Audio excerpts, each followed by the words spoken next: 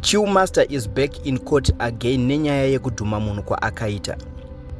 Kusangana kwatikuita zvakare pachannel ino, channel yeZimwitness TV, pandinodzoka nema-updates akasiyana-siyana, uye ndinoti kana kari kekutanga kusvika pano ndinokumbira kuti ungobaya button rekusubscribe then turn on the notification bell kuitira kuti usarasikirwe neevery update yandinodzoka nayo pano nguva nenguva. Ladies and gentlemen, I'm back again nenyaya yaChillmaster, iyo nyaya inosiririsa zvikuru. Chillmaster involved in a car accident on the 9th of April 2025 along the New Chitungwiza Road.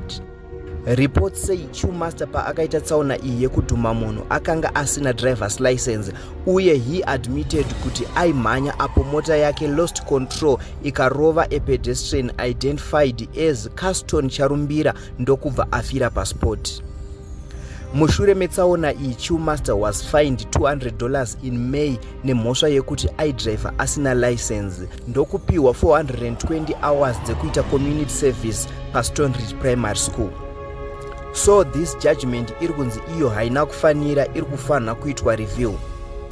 According to Herald, yanyora iyo ikati, top musician kuda kwasha gift Hombarume's culpable homicide case has taken a dramatic turn after the High Court ordered the Mbare Magistrate Court to reopen proceedings for further inquiry, citing flaws in the original statement processes.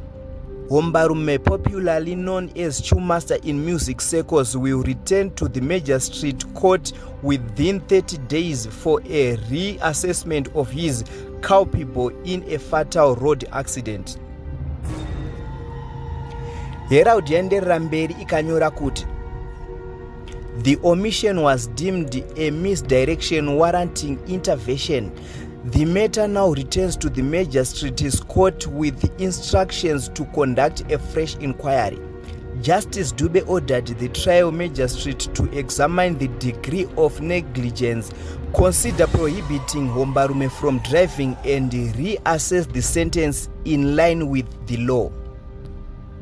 So ladies and gentlemen, uku kunyora kweHerald yanyora iyo ikati mukomana Chillmaster ari kufarira kudzoka iye mumatare edzimhosva, nyaya yake ichimboitwa revisit, ichiongororwa.